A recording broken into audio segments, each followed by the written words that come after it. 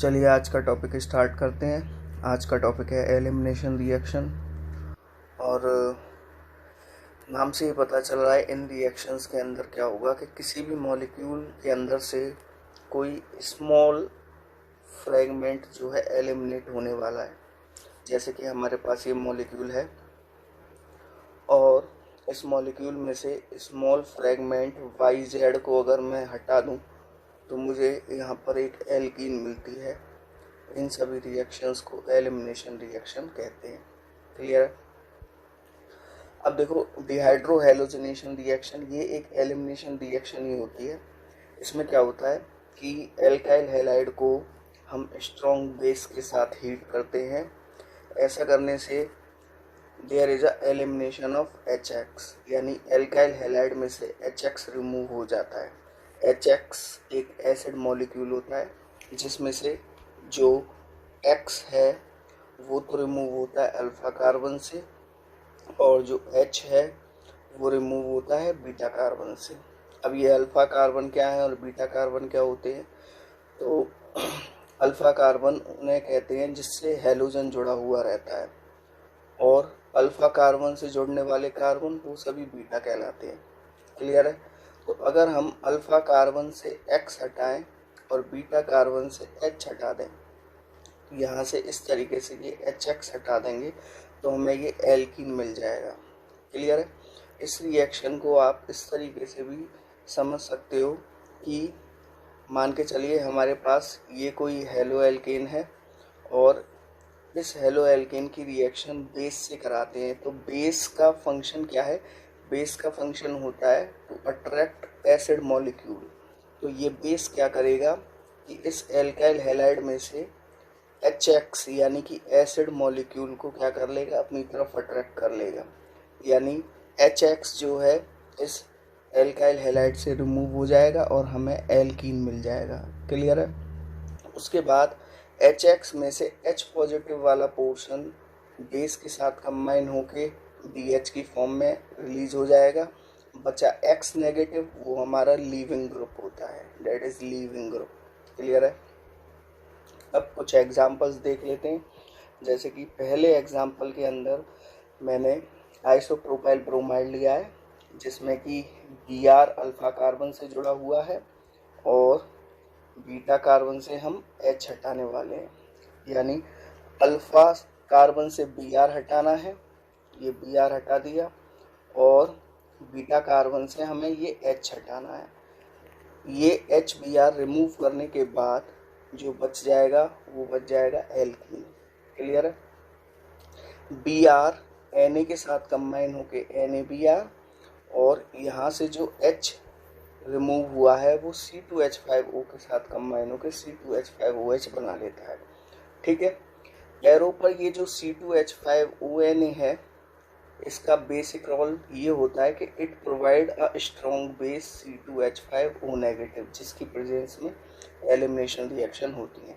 Elimination reaction की characteristic यही है कि ये रिएक्शंस स्ट्रॉन्ग बेस की प्रेजेंस में होती हैं।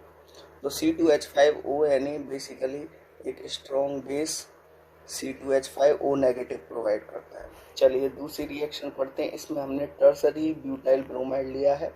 इसमें अल्फा कार्बन से Br जुड़ा है और बीटा कार्बन से हम H हटाएंगे। तो यहाँ से इस तरीके से HBr हटाने के बाद यहाँ पर हमें ये एल्कीन मिल जाएगी। क्लियर है? फिर इससे ऊपर वाली रिएक्शन की तरह ये जो Br है वो सोडियम के साथ कंबाइन होकर NaBr बना देगा, और इस कार्बन से जो H रिमूव हुआ है वो C2H5O के साथ कंबाइन होकर C2H5OH बना देगा। क्लियर है? अब आपने इन रिएक्शंस में देखा कि बीटा कार्बन से हाइड्रोजन रिमूव होता है। ठीक है? तो क्योंकि हाइड्रोजन बीटा कार्बन से रिमूव होता है इसलिए इन रिएक्शंस का नाम बीटा एलिमिनेशन रिएक्शन भी होता है। अच्छा, इन रिएक्शंस में हम कौन कौन से बेसिस का इस्तेमाल कर सकते हैं? हम पहला base KOH which is dissolved in NaOH ethanol, और दूसरा जो बेस हम यूज़ कर सकते हैं वो है C2H5ONA डिजॉल्व्ड इन C2H5OH, और ये सेकंड वाला प्रेफर किया जाता है। इसकी एडवांटेज होती हैं और इससे यील्ड जो है वो हाई मिलती है हमें, यानी प्रोडक्ट की परसेंटेज ज़्यादा मिलती है। अच्छा, अब हम टाइप्स की बात करते हैं। तो एलिमिनेशन रिएक्शन 2 टाइप्स की होती हैं, E2 और E1, just like nucleophilic substitution reaction. Nucleophilic substitution reaction 2 type की होती थी, SN2 और SN1। इसी तरीके से एलिमिनेशन रिएक्शन भी 2 टाइप की होती है, E2 और E1। क्लियर है? चलो एक E2 रिएक्शन का एग्जांपल पढ़ते हैं। इसमें मैंने आपके सामने ये आइसोप्रोपाइल ब्रोमाइड लिया है। तो इन प्रेजेंस ऑफ C2H5ONA, इसके बारे में मैं पहले ही बता चुका हूँ। It provide strong base C2H5O negative. तो अब हम क्या करेंगे कि हमारे पास जो आइसोब्यूटाइल ब्रोमाइड है उसके अल्फा कार्बन से Br और बीटा कार्बन से H रिमूव करेंगे। ये सब करने के बाद हमें मेजर प्रोडक्ट एल्कीन मिल जाता है जिसका नाम है प्रोपीन। क्लियर है? अब इसको हम E2 क्यों कहते हैं? E2 का क्या मीनिंग है? यहाँ पर E2 में जो 2 है वो रिप्रेजेंट कर रहा है कि E2 एक बाइमोलिकुलर रिएक्शन है। बाइमोलिकुलर रिएक्शन से मतलब E2 रिएक्शन की जो रिएक्टिविटी होती है वो 2 मॉलिक्यूल्स की कंसंट्रेशन पर डिपेंड करती है। और वो 2 मॉलिक्यूल कौन कौन से हो गए? एक तो हो गया हमारा आइसोप्रोपाइल ब्रोमाइड और दूसरा हो गया हमारा strong base that is ethoxide ion. इन दोनों की मोलर कंसंट्रेशन पर डिपेंड करती है E2 रिएक्शन की रेट। तो क्योंकि 2 मॉलिक्यूल्स पर की कंसंट्रेशन पर डिपेंड कर रही है इसलिए इसको हम बाइमोलिकुलर रिएक्शन बोलते हैं। क्लियर है? अब देखिए इसकी मैकेनिज्म जस्ट लाइक SN2 होती है। SN2 आपने पढ़ी होगी, प्रीवियस वीडियो में जाके आप देख सकते हो। तो SN2 रिएक्शन की तरह ही जो है इसकी मैकेनिज्म होती है। इसमें क्या होता है कि मान के चलिए ये हमारे पास कोई एल्काइल हैलाइड है। क्लियर है? और इस एल्काइल हैलाइड पर strong base C2H5O negative attack करेगा। और C2H5O नेगेटिव बेस है तो वो जो है H पॉजिटिव यानी एल्काइल हैलाइड से H पॉजिटिव जो है अपनी तरफ अट्रैक्ट करेगा। क्लियर है? वो कैसे करेगा? तो देखिए इस एल्काइल हैलाइड को ध्यान से देखेंगे। यहाँ पर आपको ये जो बॉन्ड दिख रहा है ये बॉन्ड शिफ्ट होके यहाँ डबल बॉन्ड में कन्वर्ट हो जाता है। तो यहाँ से क्या रिलीज हो जाएगा? H पॉजिटिव रिलीज हो जाएगा। और इस H पॉजिटिव को कौन एक्सेप्ट कर लेगा? C2H5O negative. ठीक है? अच्छा, जैसे ही ये वाला बॉन्ड उठकर यहाँ आ जाएगा तो यहाँ पर डबल बॉन्ड डेवलप हो जाएगा। साथ ही साथ जो है हमारी इस कार्बन की वैलेंसी 5 हो जाएगी। तो तुरंत हमें यहाँ से एक बॉन्ड हटाना भी पड़ेगा। तो कौन सा बॉन्ड हटता है? ये C बॉन्ड Br, ये वाला बॉन्ड जो है ब्रेक होगा और इससे जो 2 इलेक्ट्रॉन निकलेंगे वो Br पर ट्रांसफ़र हो जाएंगे।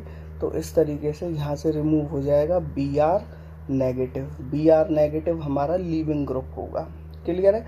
पर ये सारे काम जो हैं एक ही स्टेप में नहीं होते, बीच में एक ट्रांजिशन स्टेट आती है।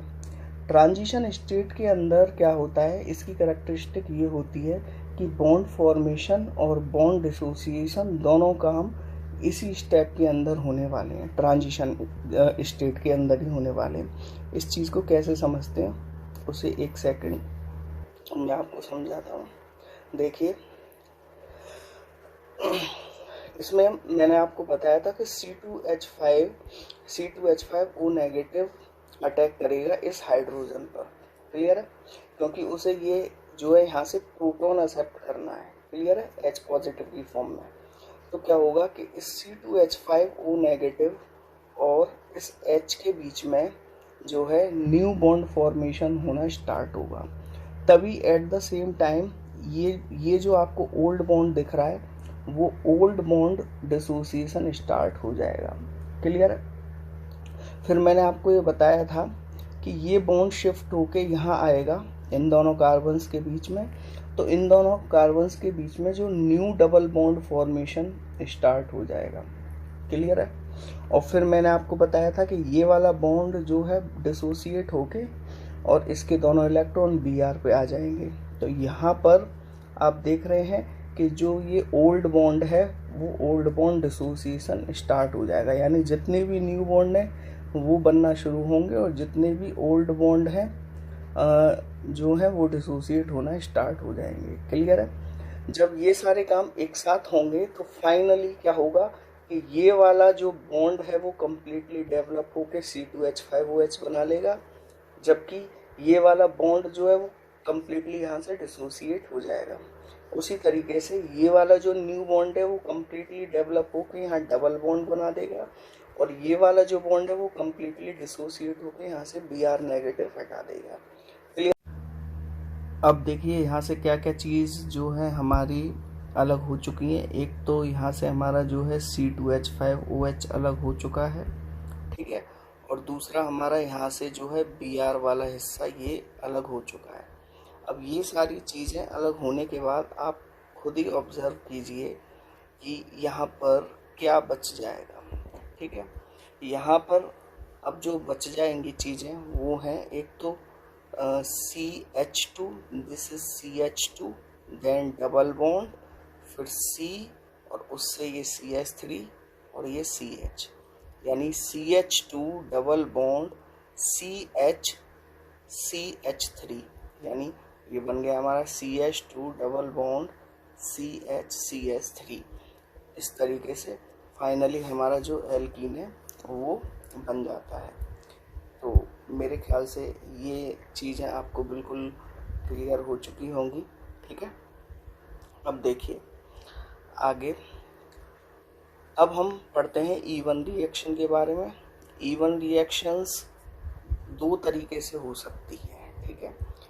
E1 रिएक्शन होने के दो तरीके हैं, क्लियर है, कि या तो जैसे हमने यहाँ टर्सरी ब्यूटाइल क्लोराइड लिया है और उसकी जो रिएक्शन हम करा रहे हैं वो 80% C2H5OH एंड 20% H2O से करा रहे हैं, क्लियर है। तो या तो ये रिएक्शन जो है SN1 को फॉलो करेगी या फिर E1 को फॉलो करेगी, ठीक है। अगर SN1 को फॉलो करेगी तो यहाँ पर Cl की जगह पर OH आ जाएगा, ठीक है ना, क्योंकि ये एक न्यूक्लियोफिलिक सब्स्टिट्यूशन रिएक्शन है SN1, क्लियर है। और न्यूक्लियोफिलिक सब्स्टिट्यूशन रिएक्शन में क्या होता है कि हेलोजन की जगह पर कोई न्यूक्लियोफाइल आ जाता है, यहाँ पर OH आ जाएगा, ये न्यूक्लियोफाइल। ये OH कहाँ से रिलीज हुआ है? H2O से, क्लियर है। तो अगर SN1 के थ्रू होगी तो Cl की जगह OH आ जाएगा, लेकिन अगर ये E1 को फॉलो करेगी तो E1 को फॉलो करेगी तो आपको पता है E1 को फॉलो करना है तो अल्फ़ा से तो Cl हट जाएगा और बीटा कार्बन से जो है H हट जाएगा। तो अल्फ़ा से Cl और बीटा से H हटने के बाद हमें यहाँ पर एल्कीन मिल जाएगी, क्लियर है। पर आप ऑब्जर्व कर पा रहे हो कि 83% जो प्रोडक्ट बनता है वो SN1 के थ्रू बनता है और 17% जो प्रोडक्ट बनता है वो E1 के थ्रू बनता है। इसका मतलब ये हुआ कि SN1 reaction preferred over E1 reaction when we take tertiary butyl chloride, clear है। पर हमें तो E1 डिस्कस करनी है तो हम इस 17% को ही डिस्कस करते हैं कि अगर टर्सरी ब्यूटाइल क्लोराइड E1 के थ्रू जाता है तो ये एल्कीन कैसे बनाता है, ठीक है। तो देखो जब हम मैकेनिज्म पढ़ेंगे E1 रिएक्शन की तो इसके दो स्टेप होते हैं। पहले स्टेप में तो फॉर्मेशन ऑफ कार्बोकैटायन, ये हमारा कार्बोकैटायन बना है, प्रीवियस वीडियो में मैंने कार्बोकैटायन के बारे में सब कुछ बताया हुआ है। तो पहले स्टेप में फॉर्मेशन ऑफ कार्बोकैटायन होता है और वो कैसे होता है कि ये वाला जो बॉन्ड है वो उसका हेटेरोलाइटिक फिशन होगा और दोनों इलेक्ट्रॉन Cl पर ट्रांसफ़र हो जाएंगे, यहाँ से रिमूव हो जाएगा Cl नेगेटिव और इस कार्बन पे पॉजिटिव चार्ज आ जाएगा और इस तरीके से ये हमारा कार्बोकैटायन बन जाएगा। अब सेकंड स्टेप के अंदर क्या होगा कि जो हमारा कार्बोकैटायन बना था प्रीवियस स्टेप में, क्लियर है, उस कार्बोकैटायन पर H2O जो है अटैक करेगा as a base. Why H2O is a base? Because it has a lone pair to donate. H2O के अंदर जो ऑक्सीजन है उस पर दो लोन पेयर होते हैं डोनेट करने के लिए, और आपको पता है जो लोन पेयर डोनर होते हैं वो बेस होते हैं। तो कहने का मतलब यहाँ पर जो हमारा कार्बोकैटायन बना है इस कार्बोकैटायन पर ये बेस H2O अटैक करेगा। और मैंने जैसा कि पहले बताया था बेस का क्या फंक्शन है कि वो सामने वाले कार्बोकैटायन से H पॉजिटिव जो है अपनी तरफ अट्रैक्ट करेगा। तो उसी हिसाब से देखो H पॉजिटिव कैसे इसके पास आएगा, तो आपको ये वाला जो बॉन्ड दिखाई दे रहा है, ये बॉन्ड शिफ्ट होके यहाँ पर डबल बॉन्ड बना लेगा। क्लियर है? तो यहाँ से क्या रिमूव हो जाएगा, ये H in the form of H positive, और ये H2O और H पॉजिटिव, H2O और H पॉजिटिव आपस में कंबाइन होकर यहाँ हाइड्रोनियम आयन बना लेंगे। क्लियर है? अब यहाँ क्या बच जाएगा, यहाँ जो बच जाएगा वो है एक तो CH2, ठीक है, और यहाँ ये बॉन्ड शिफ्ट हो गया तो यहाँ डबल बॉन्ड आ जाएगा, तो CH2 डबल बॉन्ड, और फिर यहाँ C हो गया, और इधर CH3 और इधर CH3, तो ऊपर नीचे दोनों CH3। इस तरीके से ये हमारी एल्कीन जो है बन जाती है। अब आपको पता है स्टेप 2 और स्टेप 1 में स्लो स्टेप कौन सा होता है, स्टेप 1 वाला होता है स्लो स्टेप, और आपको पता है कि rate of reaction slowest step पे डिपेंड करती है। तो इसका मतलब हमारी जो रेट डिपेंड करेगी वो स्टेप 1 पे करेगी, और स्टेप 1 में रिएक्टेंट जो है वो है हमारा CH3 का होल थ्राइस CCl, इसलिए रेट हमारी केवल एक ही रिएक्टेंट पर डिपेंड कर रही है। इसलिए हम ये भी कह सकते हैं कि E1 में 1 जो डिनोट कर रहा है वो यूनिमोलिकुलर को डिनोट कर रहा है, यानी इसकी rate of reaction single molecule की कंसंट्रेशन पर डिपेंड करेगी। ठीक है, अब हम पढ़ते हैं सब्स्टिट्यूशन वर्सेस एलिमिनेशन। क्लियर है? यानी इस हेडिंग के अंदर हम ये पढ़ेंगे कि हमेशा सब्स्टिट्यूशन रिएक्शन और एलिमिनेशन रिएक्शन के बीच में कंपटीशन होता रहता है।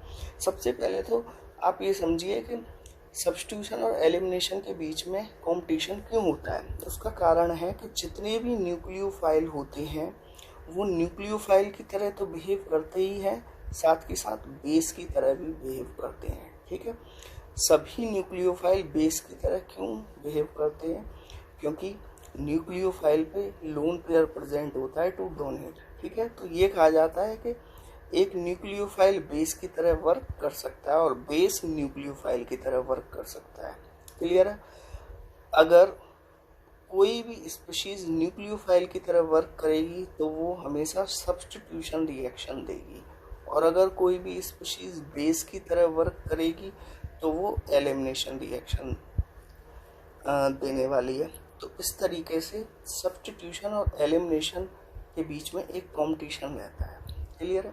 इस चीज़ को हम और बेहतर तरीके से समझते हैं। सबसे पहले हम देखते हैं कि सब्स्टिट्यूशन रिएक्शन में SN2 और एलिमिनेशन रिएक्शन में E2 के बीच में जो है क्या कॉम्पिटिशन होता है। देखिए, चाहे SN2 रिएक्शन हो चाहे E2 रिएक्शन हो, दोनों जो फेवर होती हैं वो किससे होती हैं, by high concentration of strong nucleophile या बेस।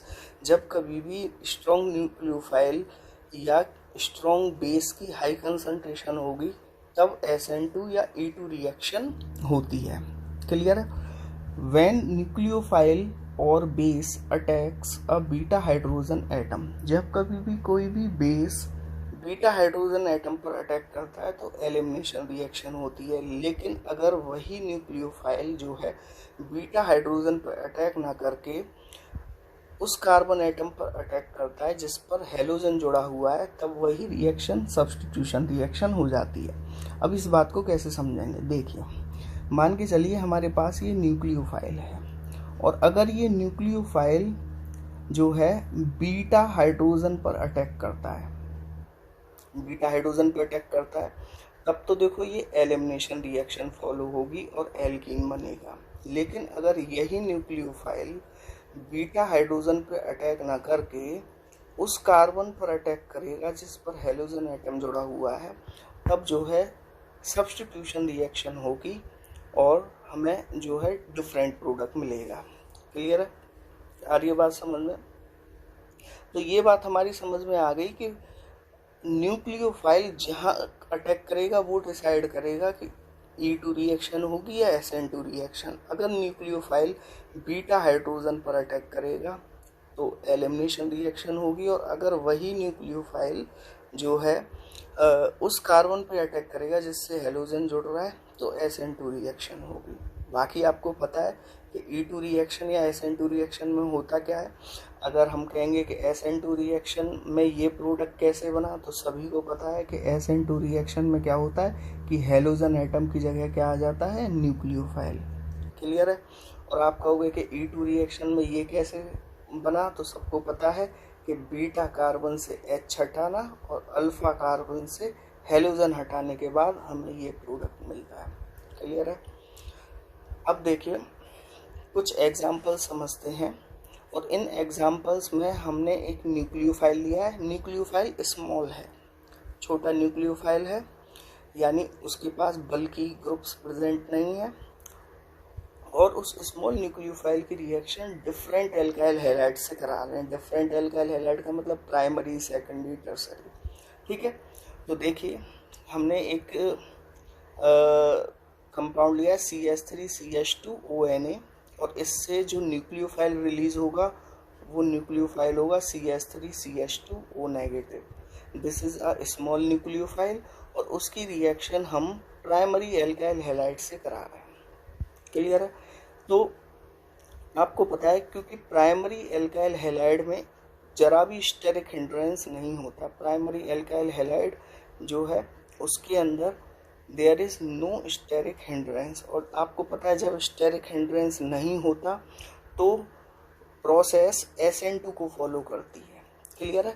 तो ये जो हम रिएक्शन कराएंगे ये SN2 फेवर्ड होगी, और SN2 फेवर्ड होगी तो यहाँ पर जो Br है उस Br की जगह पर हमारा न्यूक्लियोफाइल जुड़ जाएगा CH3CH2O। तो आप खुद ही कंसीडर करिए कि अगर इस Br की जगह पर CH3CH2O आ जाएगा तो हमारा जो प्रोडक्ट है वो क्या बन जाएगा, एक ईथर बन जाएगा, डेट इज CH3CH2O CH2CH3। अब क्योंकि ये SN2 फेवर्ड है तो सबसे ज़्यादा परसेंटेज में SN2 वाला प्रोडक्ट बनेगा। क्लियर है? हालांकि प्रोसेस E2 को भी फॉलो करेगी, पर उसमें जो प्रोडक्ट बनेगा वो केवल 10% ही होगा, और अगर E2 फॉलो होगी तो रिएक्शन कैसे होगी वो मैं आपको समझाने की कोशिश करता हूँ। एक सेकंड वेट करेंगे। देखिए अगर E2 को फॉलो करेगी तो ये प्रोसेस कैसे होगी, आपको पता है E2 एक एलिमिनेशन रिएक्शन है, तो आपको क्या करना है कि अल्फा से Br हटाना है और बीटा से H हटाना है। ये दोनों काम करने के बाद यहाँ क्या बच जाएगा, एल्कीन बन जाएगा, पर ये कुल 10% बनता है। SN2 90% क्यों बन रहा है, क्योंकि हमने जो एल्काइल हैलाइड लिया है वो प्राइमरी एल्काइल हैलाइड लिया है, और प्राइमरी एल्काइल हैलाइड के अंदर स्मॉल एल्काइल ग्रुप होने की वजह से जो है स्टेरिक हिंड्रेंस कम होता है। क्लियर है? इसलिए SN2 फॉलो होती है। अब मान के चलो कि यहाँ प्राइमरी की जगह हम सेकेंडरी एल्काइल हैलाइड ले लेते हैं, जैसे कि ये रिएक्शन। अब की बार हम सेकेंडरी एल्काइल हैलाइड ले लिया है, तो सेकेंडरी एल्काइल हैलाइड के अंदर 2 बल्कि ग्रुप्स प्रेजेंट हैं। वहाँ प्राइमरी एल्काइल हैलाइड के अंदर अगर आप देखेंगे तो ज़रा ध्यान से देखो, ये प्राइमरी एल्काइल हैलाइड था हमारा। प्राइमरी एल्काइल हैलाइड के अंदर केवल एक ही बल्कि ग्रुप था, जबकि सेकेंडरी एल्काइल हैलाइड के अंदर कितने बल्कि ग्रुप हैं, 2 बल्कि ग्रुप होने की वजह से यहाँ स्टेरिक हिंड्रेंस हाई हो जाती है, और स्टेरिक हिंड्रेंस हाई हो जाएगी तो SN2 की पॉसिबिलिटी घटना शुरू हो जाएगी।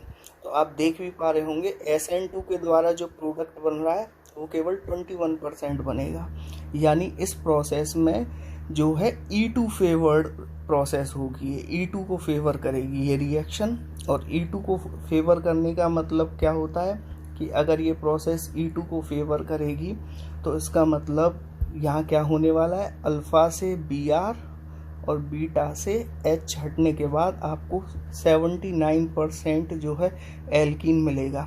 हालांकि इस प्रोसेस में SN2 भी होगी, पर SN2 से जो हमारा प्रोडक्ट बनने वाला है वो कुल 21% बनेगा। और SN2 से कैसे बनेगा, आपको पता है SN2 में क्या होता है कि यहाँ से Br हटेगा और Br की जगह पर इससे निकलने वाला जो न्यूक्लियोफाइल है CH3CH2O नेगेटिव वो जुड़ जाएगा, यानी यहाँ से Br हटा और Br की जगह पर ये आ जाएगा। तो इस तरीके से हमें ये वाला प्रोडक्ट मिल जाएगा। क्लियर है?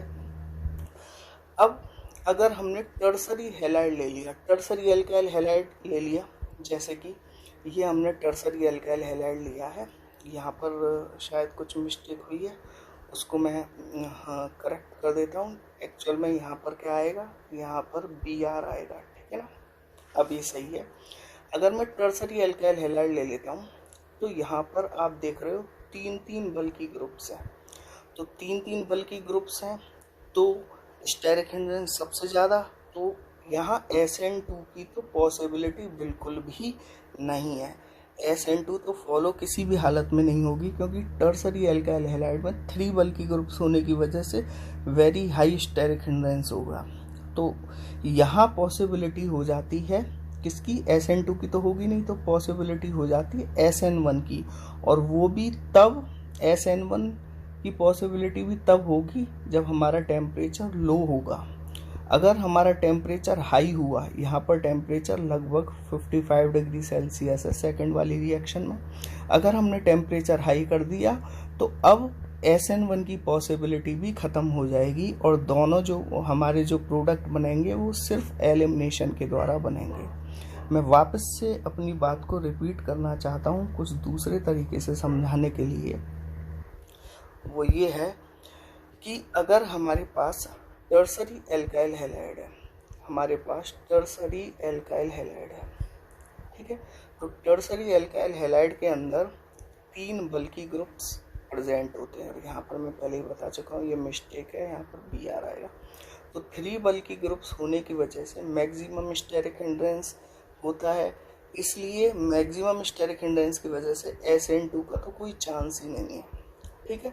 तो SN1 का थोड़ा बहुत चांस है, और वो भी तब जब हमारा टेम्परेचर कितना होगा 25 डिग्री सेल्सियस, यानी लो टेम्परेचर।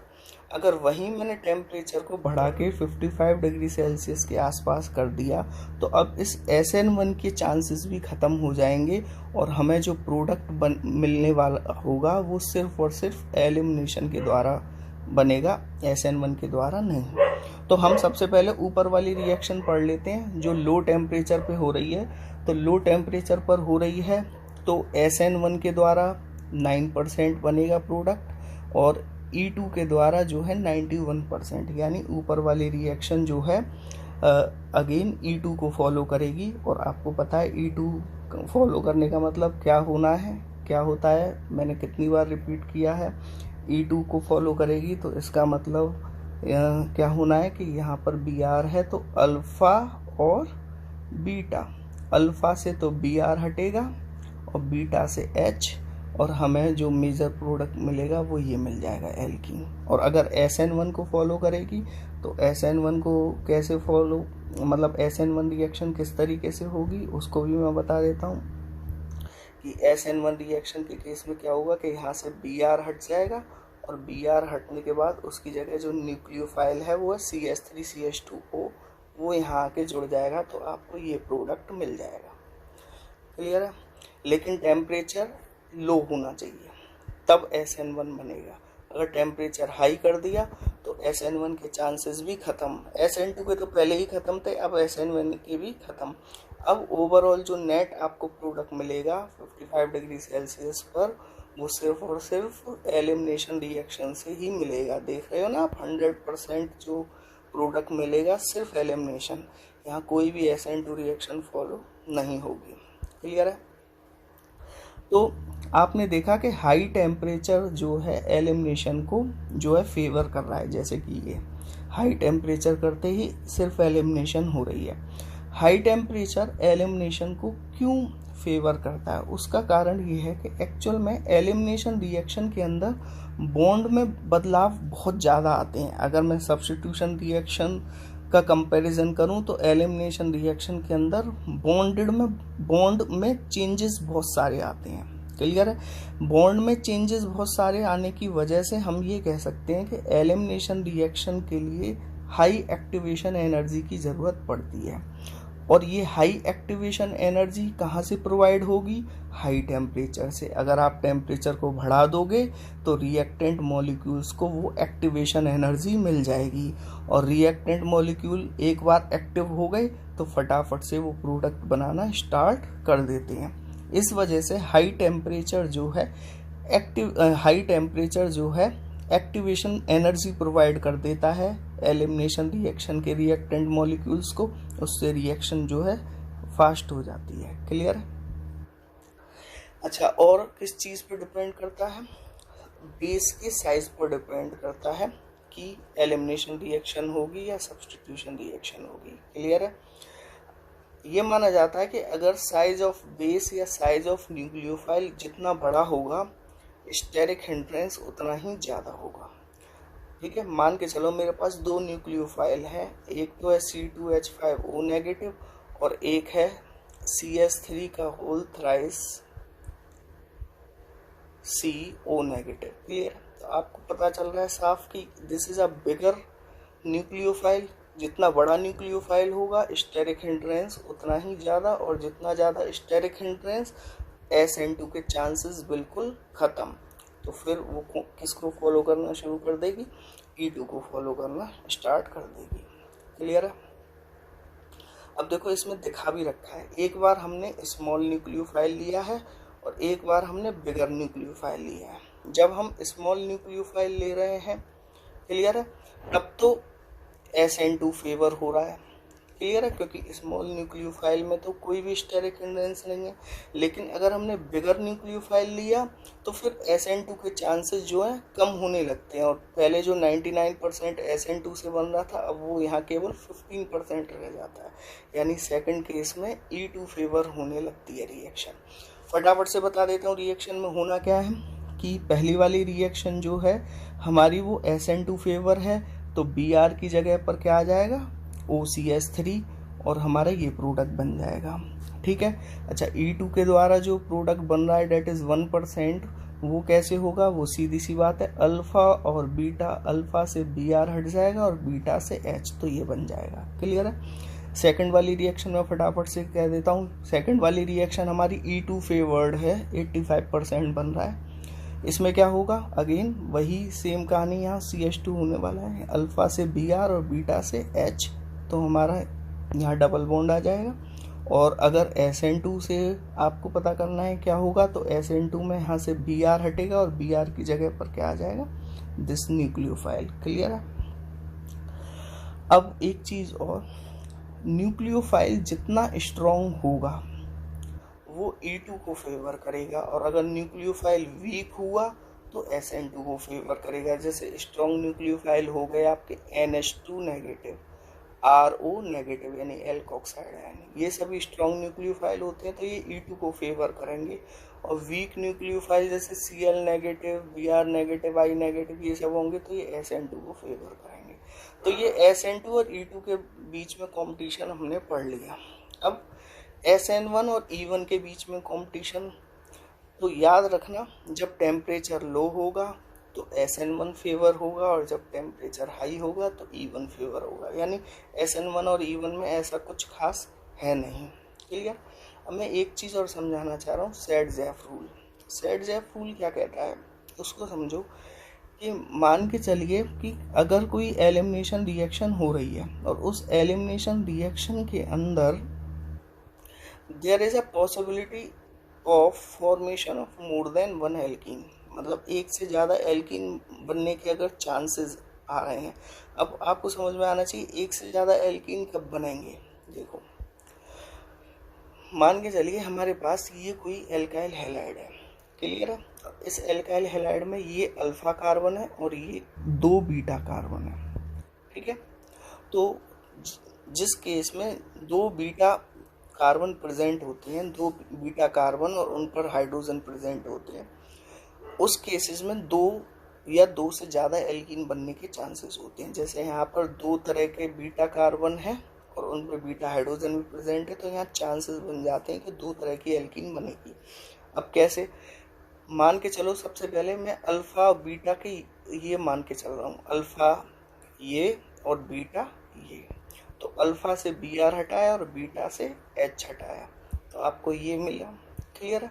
अब सेकंड टाइम में अल्फ़ा बीटा ये मान के चल रहा हूँ, ये अल्फ़ा और ये बीटा। ठीक है?